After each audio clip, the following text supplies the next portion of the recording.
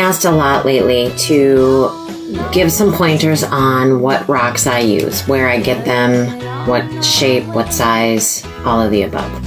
So even though I'm not a pro at this, I decided to send a video to you guys.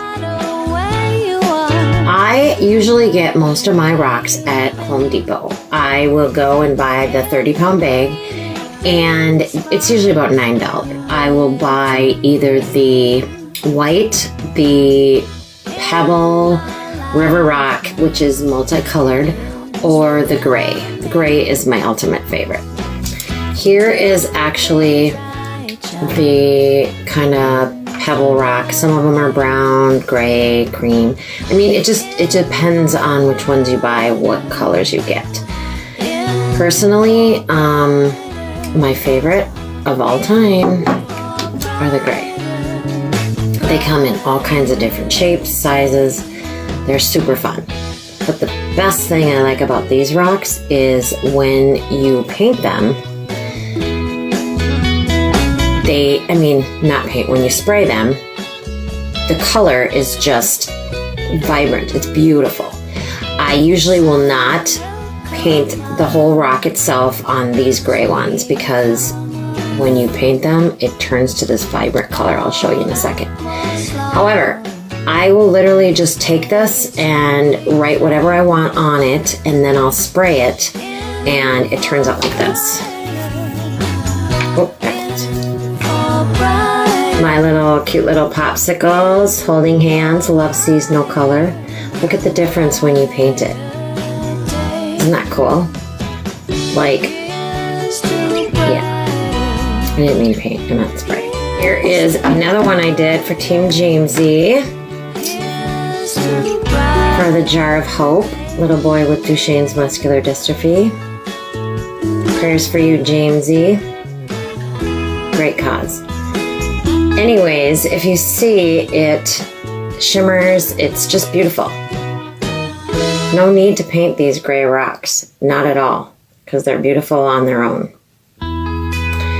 Here's another one I did with the gray rock. I'm not good at this. I'm getting better, but trial and error, the polka dot.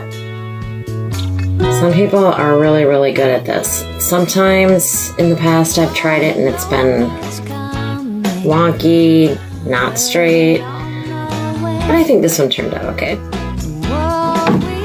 One more of the gray rock. It's my little love rock. But you can see how the gray just pops once you spray it. Love it. Okay, what else? So the gray rocks, they come in lots of different shapes and sizes. I know sometimes people don't like different shapes and sizes. They like one specific, let's say, round that you can write on. I like it when a rock speaks to me. Sometimes I look at a rock and it's just absolutely a frog or a whale. I found a rock the other day in my gray pile, which I ended up painting the whole thing, simply because it looked like a whale. Now, I am not a major artist. I don't know how to draw a whale. I just looked up rock painting whale and got some ideas and gave it my own flair. Here's my little whale. And I think he turned out okay. Isn't he cute? So, it's just one of those things where you gotta just take the rock sometimes, look at it, and let it speak to you and create whatever you feel. Here's another one I did. Sometimes you get rocks that are all different shapes and sizes, and they're not the easiest to write on. I like the smooth ones for when I want to write spiritual sayings or feel-good sayings on it, but sometimes you get these rocks that are all these weird shapes. And so I made this cute little fish. Little tropical fish. He's kind of cute. Right? There's no right or wrong way. Here's another one that I did this for my grandma. She passed away. I love you, Grandma. and she loved flowers. So I made this cute little white picket fence with the flowers up on a hill. It's kind of like on a hill. Cute.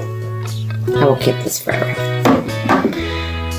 Another one my granddaughter did, which is kind of fun, is sometimes we get rocks and they are too small to do anything with.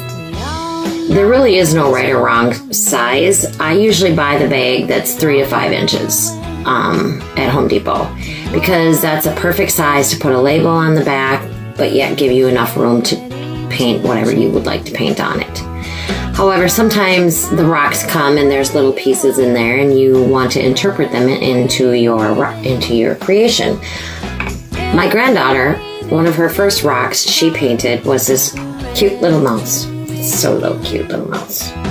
She's so artistic. But then she decided to add a little flair to it. I will keep this rock forever. Ariana, you know I love this rock. She decided to add a little piece of cheese to it with E6000 glue, and it's not going anywhere. Is that not just genius? So cute.